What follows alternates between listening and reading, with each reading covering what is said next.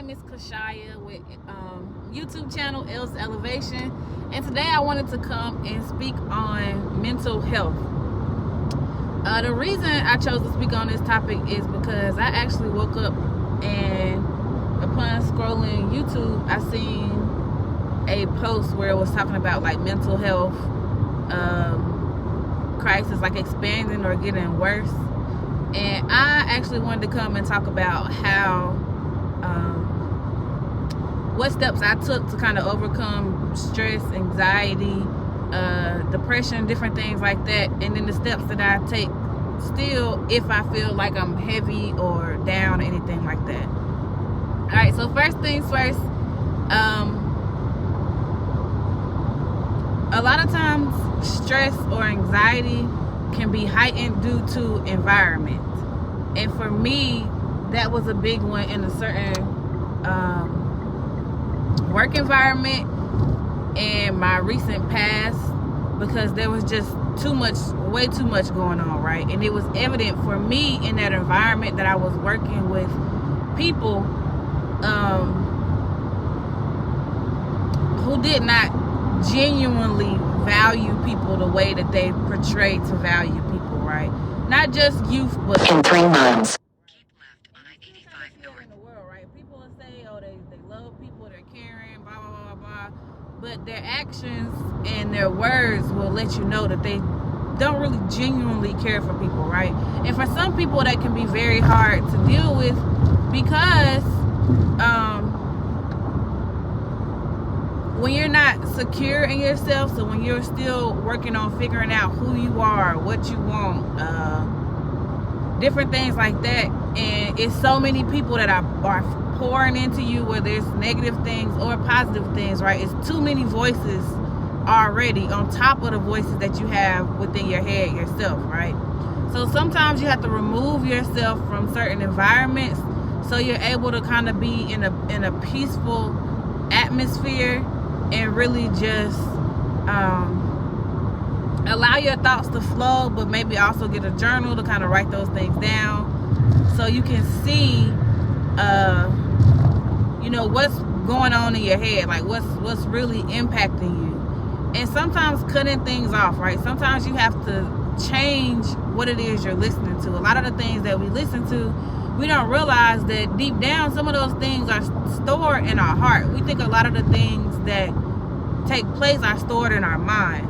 Now our mind is very, very, very important, but a lot of the things that come out of people's mouth is not necessarily stored in their mind. And I know this is gonna sound far-fetched. It's okay, just keep rolling with me, right? But the word tells us that out of the abundance of our heart, our mouth speak. And it also talks about what's that scripture? I think it's in Timothy, but I'm not gonna even guess what scripture. Where it's at. But it talks about being of a sound mind and different things like that. And sometimes it's hard to have a sound mind when there's keep left on I-85 North. When there's so much sound in the background, right? So sometimes you have to kind of cut off things. You kind of have to remove yourself from certain environments. Another thing that you can do, especially if you're not able to remove yourself from certain environments, is to stay on I-85 North for 32 miles. Are intentional. Sorry, all the maps going on in the background. Is that you are intentional about your environment. So if you cannot change your environment, especially if you're kind of stuck at a job right now that you can't get out of, it might be a toxic environment, or it could be a familial situation that you cannot immediately change or shift, right? You can be very intentional about how you set your environment and what you set your mind on. So I'll give you an example. I'll use workplace for an example. I can give you a familiar one too, but I'm gonna start with workplace. So with workplace example, what you could do is, I already knew that I was going into work and that it was just gonna be mess because I was working with I won't say small-minded people because they were very smart, but their spirits were small-minded, right? Or their spirits were operating in a not so great place all the time. I knew that I had to set my environment. I had to get my mind focused on just creating an environment of peace where I was at to the best of my ability. And then with how I know I can be, I had to figure out ways to kind of steal my mind, right? Because if I allow it, my mind will run off on things. And I want to shout out a nurse on YouTube. I forget what her name was. It's a young, well, we probably about the same age, but we still younger. Anyway, it was a younger African lady. Her YouTube handle is RN something. But she mentioned lemon balm, right? And she has a YouTube video where she discusses like all of these other things. At one point, I was taking anxiety medicine. And I was taking it because there was so much going on in the environment that I was in that it was impacting me in a negative way. Not only that, it was things outside of work in the background of my life that was impacting me, on top of being in a work environment that was also impacting and draining and pushing on my mental health. It was just a clash of both of those things taking place, right? Way too much stuff going on. So what ended up happening is I had to remove myself from that environment because it was literally that bad, that heavy on me. Like, just horrible environment at that workplace. What then also happened is, yes, Lexapro helped me. I'm not necessarily saying if you're on Lexapro or any other anxiety medicine to not take them, because it helped me. It allowed me to experience what truly being calm and fully unbothered was, because for me, the medicine kind of mellowed me out. It stilled a lot of my thoughts, right? It kind of silenced some of those thoughts for me. And I'm not advertising for Lexapro. I'm just telling you my experience with it. I eventually had to change to a different form of medication because the Lexapro was causing me like pain in my legs. And so I had to change medicines. But I realized if I'm going to take something that's supposed to help me, but it's causing these other things that I don't want to deal with, especially at my age, like I stopped. But I also only stopped because I had removed myself from the environment that was aiding or adding to so much of the toxicity in my mental health, right? So, excuse me, let's go over these things again real quick. Sometimes change what you're listening to. Change your environment if you can. If you're not able to change your environment, then make sure you properly set your environment, right? Make sure you put on some heart music or put on something that brings you peace, that makes you smile, that makes you joyous. Another thing that sometimes causes anxiety and stress for some people is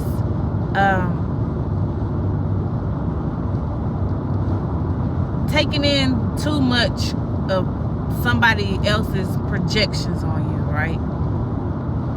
It's easy a lot of times for people to look at somebody's life and feel like because one, they're not experiencing what you're experiencing, or two, they might have experienced that same thing and they took XYZ steps and those steps worked for them.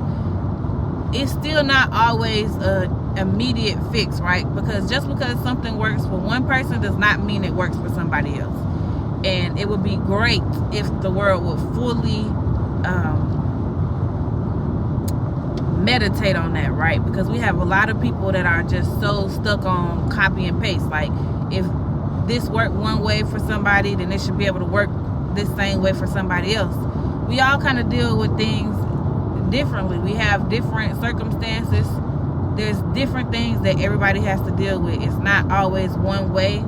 You can take from something somebody has done and apply it, and if it works, that's great. Definitely use it. But you can also take something that somebody has gave you. You see that it has the potential to work, but it's not necessarily working for you in that light, and kind of tweak it so it fits whatever your situation is. Another thing that is huge, that has been huge for me, when it came to dealing with anxiety and depression is praise, right? And that sounds crazy. It's like, who will have the energy while you're depressed to find something to praise about, right? You might not even be a person of faith, but just finding something to be thankful for, to be excited for, even if it's something random, like, ooh, just thank you that I'm breathing today. Thank you that the sun is out and shining, God. Thank you that the rain is coming and it's cleaning my breezeway or something. You might have had leaves or something in your driveway. The rain came and washed it away. It could be something small. It could be something even really insignificant, but something that you shift your mindset to something of praise, right? To where you're then not sitting in the depression. Another thing that might be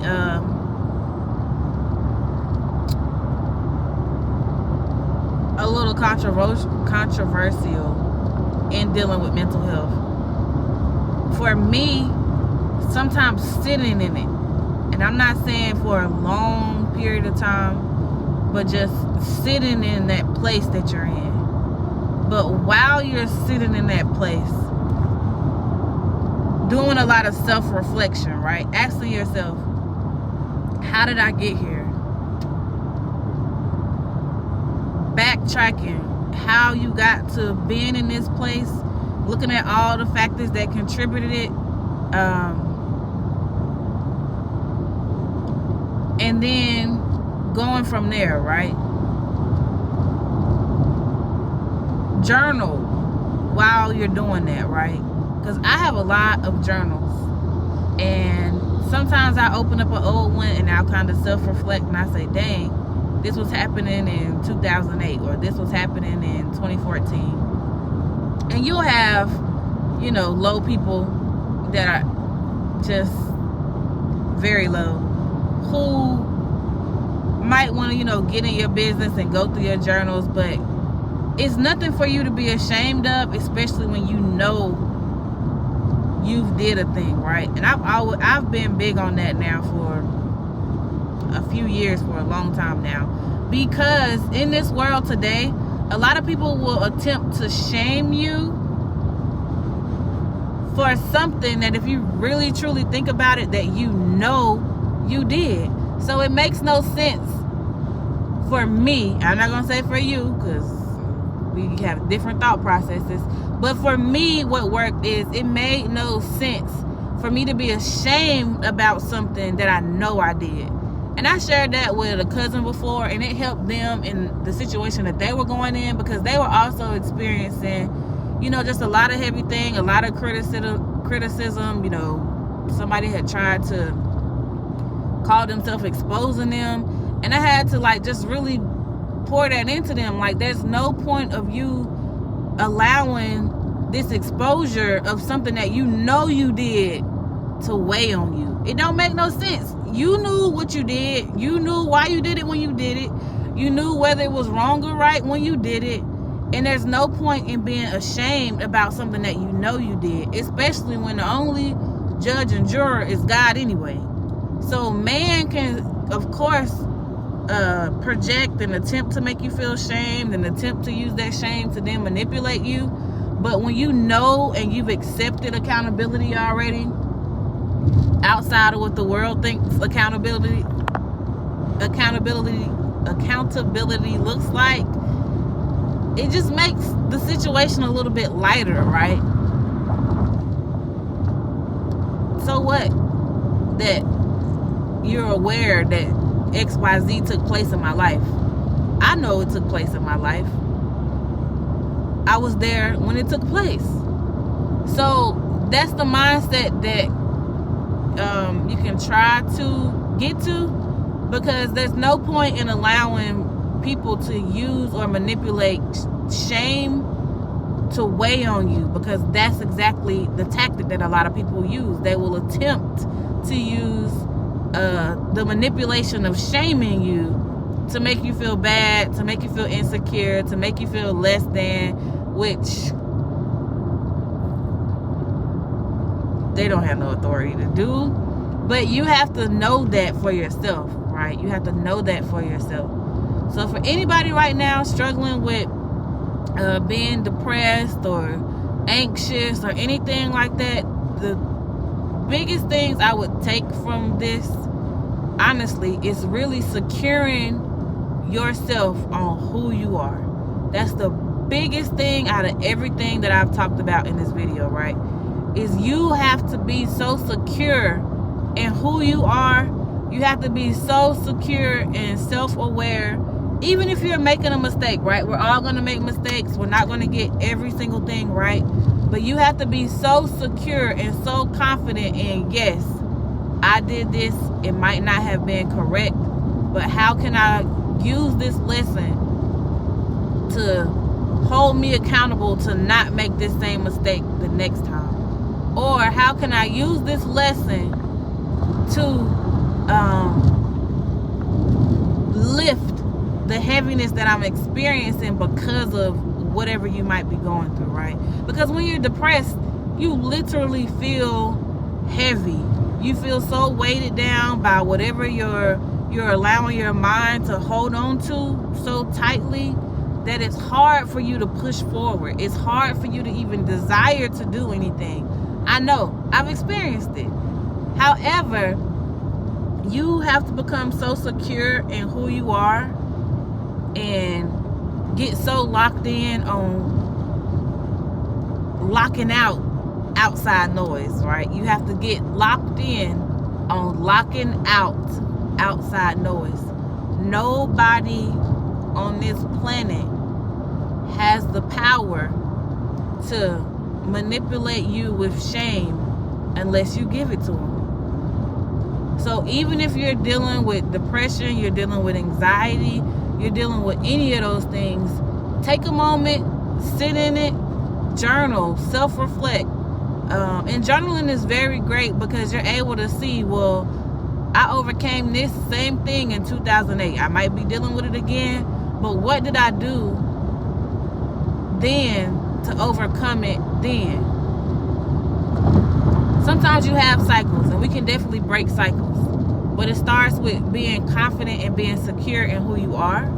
So then it's easier the next time, if there's a next time, for you to break or not endure as long that depressive state, right?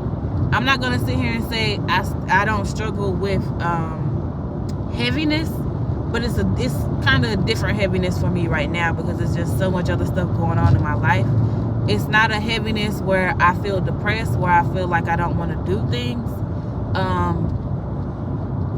It's just a heaviness that, oh, okay, this is happening, but I'm going to get through it. And so I know now that when those little brief moments come, I praise, I put on my harp music. Harp music is very, very therapeutic.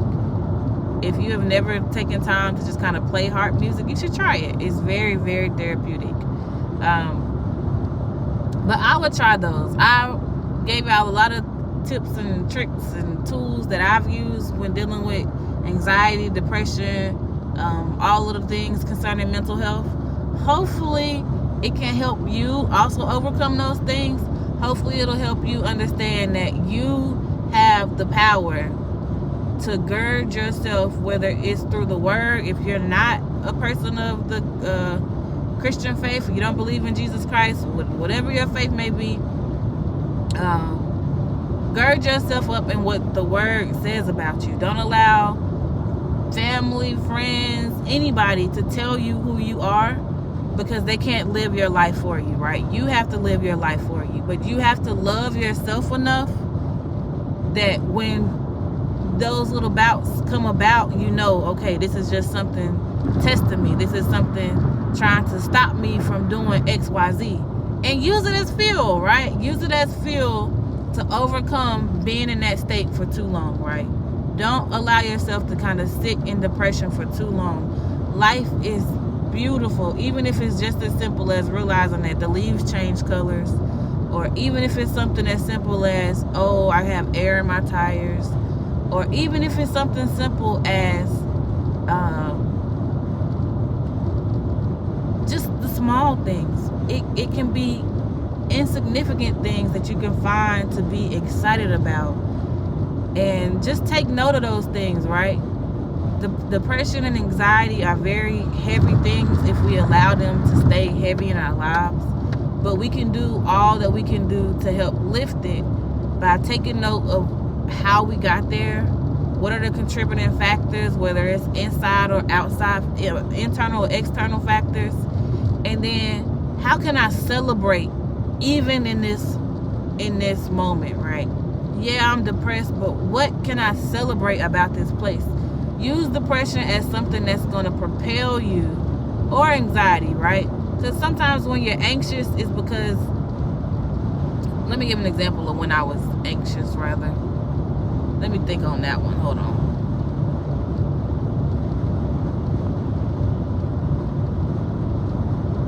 So for me, I think a big thing that would heighten anxiety sometimes in certain situations, or especially at that work environment, it was because I would see or feel things. I would catch the little shady things, little shady comments. And even at that job, I'm pretty confident and secure in who I am then. But it was, for me, it was the clash of the two environments, right? I stated earlier that I had stuff going on outside in my personal life, and then when those two worlds combined, it was an overload for me, right? So for me, I would say my anxiety heightened when there was an overload of things, or this one type of thing taking place, right? I removed myself from that environment. I allowed myself to, yes, try the medicine that the doctor suggested, and it was actually a girl on YouTube. I don't know her handle. I was shouted out to, but it was a black girl. She had a little fro. I want to say it was dyed like auburn or something. I don't recall fully, but I think she had glasses. She was lighter than me. But I don't know your name, lady. I'm sorry, your handle. But listening to her video was the one that kind of encouraged me to try my anxiety in medicine, right? But the best advice, or the best tidbit that I want y'all to take from this is build yourself up to be so secure in who you are and how you feel about you, that even when life happens, right? Because I know anxiety happens differently for different people. That you're able to, one, self-reflect and still push through, go forward once you take your moment to deal with the things. And then just find something to praise about. Put on your heart music. Just calm yourself, right? But lemon balm tea actually works very, very well. It works very, very well. So shout out to that RN that had that YouTube video. I think the girl said she was Nigerian, if that's helping. I don't even remember her name. I'm so sorry, sis.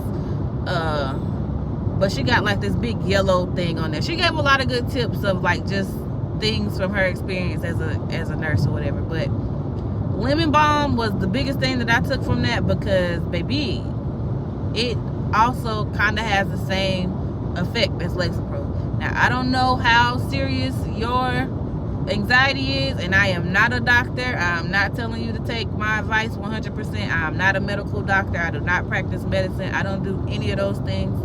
But lemon balm tea, from my experience in dealing with anxiety or my mind just racing too much, lemon balm also kind of helps calm you down. It kind of helps you get back into that flow and to kind of mellow out your thoughts as well. So that's my tips and things that I use to kind of help me get over allowing anxiety to be so heightened in my life that it stopped me from living in my full vibrant self, right? So hopefully y'all will try some of those things, whether it's journaling, the heart music, hyping yourself up, right? Being self-confident in who you are, and just realizing that, yeah, you're gonna make mistakes. Don't allow people shaming you or different things like that to add on to whatever you might be dealing with. You can lock them out. You can get so locked in on who you know you are that you tune all of that out. Like they can't walk in your shoes. They can't live your life for you. They can't do any of those things. They can give you advice. You can take the meat if it feeds you. Leave everything else if it don't. I am always saying take the meat, leave the bone. I'm gonna keep saying that. Take the meat, leave the bone, because that's what you do. Now I know some cultures eat the bone because there's a lot of nutrients in it. Take the meat, leave the bones. Take what you need, leave what you don't. So that's my 2 cents. That's what my country bumpkin sister be saying. So I ain't gonna use her stuff, but that slid out. I be watching her too much. Yeah, but that's my tips and tricks on how I overcame allowing anxiety to be so heavy or so heightened in my life that it stopped me in my tracks. So love on yourself. Try the lemon balm tea if you're able to drink tea, and just be great. Don't let anything outside of you ruin all that you could be. Don't get nobody that power. Don't get nobody that authority. Don't do it. But y'all be great, be blessed, and peace.